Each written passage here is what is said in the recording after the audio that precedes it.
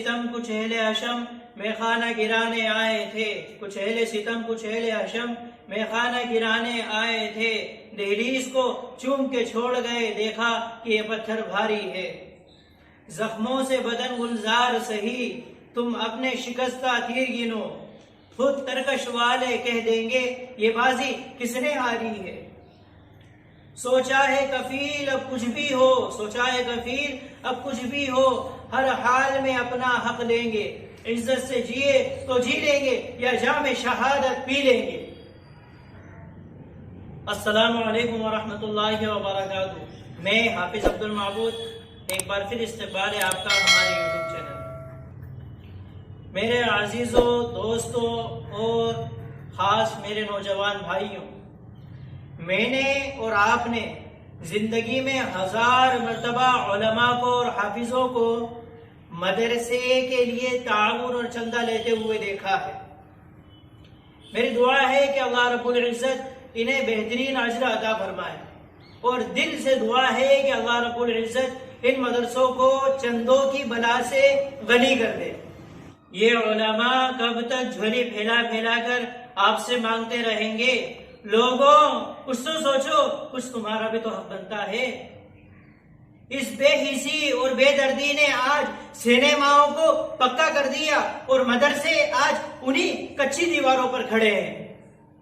اس بے حسی اور بے دردی نے بچیوں کو بے حیا بنا دیا اور بیٹیاں روپٹے کو ترس رہی ہیں۔ اسی بے حسی اور بے دردی نے آج ہم پر ان لوگوں کو مسلط کر دیا جن کو دیکھ کر جانور بھی منہ چھپاتا ہے، جنہیں دیکھ کر حیا بھی منہ چھپاتی ہے۔ کاش اے مسلمانوں ان مدرسوں کی آبیاری کی گئی ہوتی، ان مدرسوں کو پکا کیا گیا ہوتا، ان مدرسوں کے لیے اپنی جان، مال اور وقت کو وقف کر دیا گیا ہوتا۔ ہمیں نبی کی ناموس پر گالیاں نہ سننی پڑتی، ہمیں سڑکوں پر بے حیائی نہ دیکھنی پڑتی، ہمیں اپنی عزتیں اپنی نگاہوں کی، اپنی نظروں کے سامنے خاک میں ملتی ہوئی نہ دیکھنی پڑتی، ہمیں صحابہ کی عزتیں تختہ مشق بناتے ہوئے نہ نظر آتی۔ ہم نے مسجدوں سے ظلم کیا تو تقدس ہم سے چھن گیا، ہم نے مدرسوں پہ ظلم کیا تو علم ہم سے چھن گیا اور جاہل ہم پر مسلط کر دیے گئے۔ میرے دوستو، یہ مدارس ہیں اور رہیں گے، جنہوں نے مدارس کے خلاف سازشیں کی وہ نہیں ہیں، اور جو سازش کر رہے ہیں اور کریں گے وہ بھی نہیں رہیں گے، اور مدرسے اپنی شان اور آب و تاب کے ساتھ کھڑے تھے اور کھڑے رہیں گے انشاءاللہ۔ مدرسہ عمارتوں کا نام نہیں، جہاں بھی کوئی عالم بیٹھتا ہے، طالب علم آتا ہے، چاہے وہ انار کا درخت ہو یا کھجور کا سایہ، مدرسہ بن جایا کرتا ہے۔ مدرسہ ہمارا ایمان ہے، مدرسہ ہماری شان ہے، مدرسہ ہماری جان ہے، مدرسہ ہماری روح ہے، مدرسہ قائم رہے گا۔ اسے گرانے والے خود گر جائیں گے، اس سے ٹکرانے والے خود تباہ ہو جائیں گے، برباد ہو جائیں گے۔ رب کعبہ کی قسم، مدرسے کو برباد کرنے والے، ٹکرانے والے ختم ہو گئے اور ہو جائیں گے، لیکن آج وہ نہیں ہے اور مدرسہ اپنی جگہ پہ کھڑا ہے، الحمدللہ۔ تم لوگ اس مولوی کو کمزور سمجھتے ہو، جبکہ اس کی زبان پہ قرآن کی طاقت ہے، اس کے دل میں ایمان کی طاقت ہے، تم اسے بے بس سمجھتے ہو۔ یقیناً ہمارے پاس دنیا کے اسباب و وسائل میں سے کچھ نہیں، اور ہم چاہتے بھی نہیں کہ ہمارے پاس کچھ ہو، کیونکہ یہ دنیا غلاظت ہے، یہ دنیا پخانہ گندگی اور غلاظت ہے۔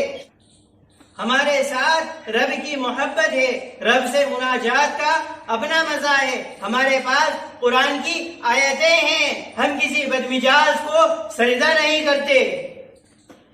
ان طالب علموں کے سامنے 52 ملکوں کے فوجی آئے، 20 سالوں تک زبردست ظلم کیا، لیکن آخر کیا ہوا؟ خاک چھان کر چلے گئے، لیکن ابھی بھی وہ لوگ اپنا ملک افغانستان لے کر شان سے کھڑے ہیں۔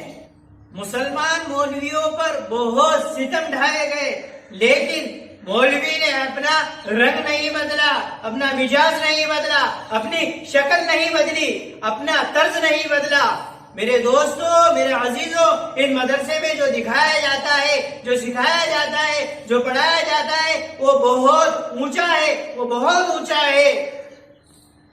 اللہ تبارک و تعالی ان اداروں کی حفاظت فرمائے، اعانت فرمائے، کفالت فرمائے، اور اللہ رب العزت انہیں بہترین ترقیاں عطا فرمائے، بہترین عروج عطا فرمائے۔ ہمارے وطن کے چند گروہوں کو کیا ہو گیا؟ کوئی داڑھی کو غلط کہہ رہا ہے، کوئی مولوی کو دہشت گرد کہہ رہا ہے۔ لوگوں، ہم چاہے زندہ رہیں یا دنیا سے چلے جائیں، تم لوگ گالی دو، تم لوگ تان و تشریح کرو، تم لوگ دہشت گرد کہو، نہ ہم قرآن کو چھوڑیں گے، نہ نبی صلی اللہ علیہ وسلم کی داڑھی کو چھوڑیں گے، نہ نبی کے لباس کو چھوڑیں گے، نہ اللہ کے نبی صلی اللہ علیہ وسلم سے محبت کو چھوڑیں گے، نہ اللہ کے نبی کے قدموں کو چھوڑیں گے، نہ صحابہ کی پیروی کرنا چھوڑیں گے۔ افسوس مسلمانوں، جس کی مرضی آتی ہے، ہمارے دیہاتی مسلمانوں سے لے کر شہری تک صبح اٹھتے ہیں، اپنی اس طرح سے داڑھی کو چھیلنا شروع کر دیتے ہیں۔ آقا مدنی کی شکل آپ کو پسند نہیں آتی؟ افسوس مسلمانوں، کیا نبی کی شکل سے تمہیں نفرت ہے؟ وہ شکل جسے دیکھنے کے لیے جبریل زمین میں اترا کرتا تھا، فرشتے قطاریں لگایا کرتے تھے، اس شکل سے تمہیں پیار نہیں ہے؟ کیا انگریز جیسا کتا میرے نبی سے زیادہ محبوب ہو گیا؟ کیا ٹخنوں سے شلوار اوپر رکھنے میں کسی کو موت آ جاتی ہے؟ کچھ نہیں ہوتا مسلمانوں، کچھ نہیں ہوتا۔ میرے نوجوانوں، بزرگوں، کیا آقا مندی کو قیامت کے دن ہم شکل دکھا پائیں گے؟ کیا شفاعت حاصل کر پائیں گے نبی صلی اللہ علیہ وسلم کی؟ میرے عزیزوں، نوجوانوں، ہمیں شیطان نے بھڑکایا، ہم نے نبی کا راستہ چھوڑا، تو لوگوں کو، دنیا کو کہنے کا موقع ملا کہ مسلمانوں میں داڑھی والے اور صحیح لباس والے چند ہی پرسنٹ ہیں۔ کیا ملتا ہے بزرگوں؟ ٹکنے سے اوپر شلوار رکھنے میں، سنتی لباس پہننے میں، داڑھی رکھنے میں کیا نقصان ہے؟ افسوس، کہتے ہیں رشتہ نہیں ملتا۔ وہ خدا کی قسم، داڑھی والے سے تو جنت کی حوریں بھی پیار کرتی ہے، محبت کرتی ہے۔ میرے عزیز دوستوں اور بزرگوں، داڑھی میں حسن ہے، داڑھی میں جان ہے۔ تم کیا جانو داڑھی کو؟ تمہیں تو کینچی لے کر اسے چھوٹا کرنے میں مزہ آتا ہے کہ بیوی کی نظروں میں اچھے بنیں گے، خوبصورت بنیں گے۔ او میرے عزیزوں، آقا مدنی نے قیامت میں اپنا چہرہ پھیر لیا تو ہمارا کیا بنے گا؟ ہماری شفاعت نہ ہوئی تو ہمارا کیا بنے گا؟ کیا تمہیں میرے نبی کی شکل سے محبت نہیں؟ او نبی کے روزے بنا بنا کر محبتوں کی نعتیں پڑھنے والوں، تمہیں تو میرے نبی نے لہو لہان ہو کر دیکھا تھا۔ سرکار دو جہان نے اپنے آپ کو زخمی کرایا، راتوں کو سوئے نہیں، اللہ امت امتی امتی کہتے ہوئے چلے گئے۔ او امت والوں، نہ تمہیں نبی کا چہرہ پسند آیا، نہ نبی کے کپڑے پسند آئے۔ ہر کسی کو ہیرو بننے کا شوق ہے۔ میں کہتا ہوں اگر کتے کو زبان مل جائے تو وہ بھی اس انگریز کی شکل پر نفرت بھیجے گا، انگریز کی شکل پر لعنت بھیجے گا، جس کی شکل آج تم بناتے ہو۔ انگریز مسلمانوں کو شرط لگا لگا کر نیچا دکھاتے ہیں، کہتے ہیں دیکھیں ہم نے آج پینٹ پھاڑی تو کل مسلمان آئے اور دیکھا تو مسلمانوں نے اپنی پینٹ پھاڑ لی۔ انگریز نے اپنی پینٹ کا کپڑا لمبا کیا تو مسلمانوں نے اپنی پینٹ کو لمبا پہننا شروع کر دیا۔ انگریز نے اپنی پینٹ کو سکڑا کیا تو مسلمانوں نے فٹ پینٹ پہننا شروع کر دیا۔ انگریز نے لمبے بال رکھے تو اس نے بھی اپنے بالوں کو کھینچ لیا۔ انگریز نے اپنے بالوں کو دونوں طرف سے موڑا تو اس نے اپنے بالوں کا کیارا بنا لیا۔ اور لوگوں، نبی کی شکل کو دیکھو، نبی کے چہرے کو دیکھو، کیا کمی ہے میرے آقا مدنی کی شکل میں؟ آسمان کے فرشتے بھی کہتے ہیں، حدیث کی کتابوں میں لکھا، سبحان من زین الرجال باللحا، پاک ہے وہ ذات جس نے مرد کو چہرے پہ داڑھی دے کر حسین بنایا۔ ہم نے کہا فرشتوں تم کہتے رہو، ہم چہرہ موڑتے رہیں گے۔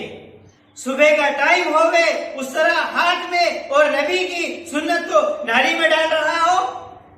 گھر میں برکت نہیں، زندگی میں سکون نہیں، نبی کے سینے پر خنجر چلا کر سوچتا ہے تجھے زندگی میں سکون ملے گا، تیرے گھر میں برکت ہوگی؟ مسلمان، سب سے پہلے تو نے اپنے اوپر ظلم کیا، ورنہ اس آسمان کو گواہ بنا کر کہتا ہوں کسی ماں نے ایسا بچہ نہیں جنا جو ہم سے مقابلہ کر سکے، کسی مشرک ماں نے ایسا بچہ پیدا نہیں کیا جو ہم پر حکومت کرے، کسی کافر ماں نے ایسا بچہ نہیں جنا جو ہم پہ سینہ تان سکے۔ مسلمان، سب سے پہلا ظلم تو نے یہ کیا کہ اپنے گھر میں اپنی بیٹی کے لیے ٹی وی لا کے رکھا۔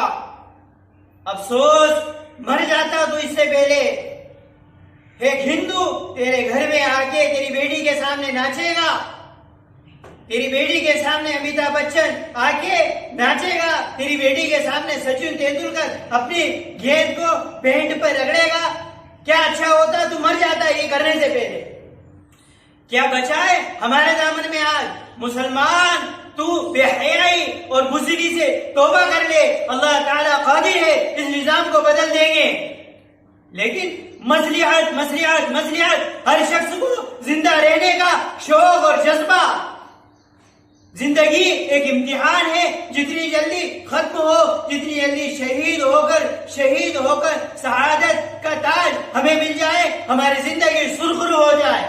مسلمانوں، تم نے اپنی مسجدوں کو ویران کیا، تم نے اپنی بہن بیٹیوں کو بے پردہ کیا، تم نے اپنے چہرے سے نبی کی سنت کو ذبح کیا، تم نے حرام کھا کر اسلام کو غرب کرنے کی کوشش کی، تم نے علماء کو تانے دیے، علماء کو رسوا کیا، تم نے مجاہدین کو دہشت گرد سمجھا۔ اگر یہ نہ ہو تو ہمارے محافظ اور قرآن پہ عمل کرنے والا کون ہوگا؟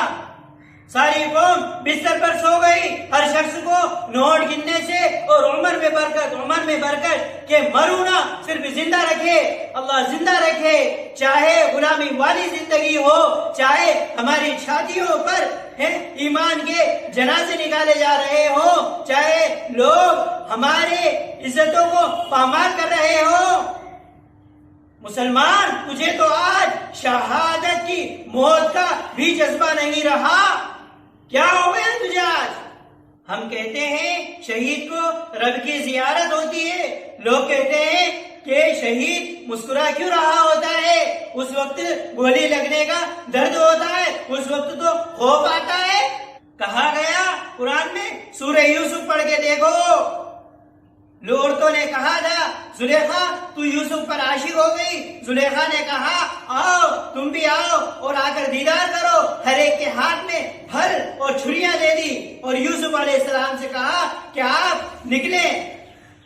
عورتوں نے جب دیدار کیا تو پھل کے ساتھ اپنی انگلیاں، اپنے ہاتھ کاٹ دیے۔ اس جمال اور خوبصورتی کو دیکھ کر عورتوں کو ہاتھ کاٹنے کا درد نہیں ہوا۔ لوگوں، جب شہید جا رہا ہوتا ہے تو یوسف کے رب کی زیارت کر رہا ہوتا ہے، یوسف کے رب کو دیکھ رہا ہوتا ہے جس نے یوسف کو حسن دیا، اس کی زیارت کر رہا ہوتا ہے۔ اسے کیا پتا کہ گولی کہاں لگی ہے اور گولا کہاں پڑا؟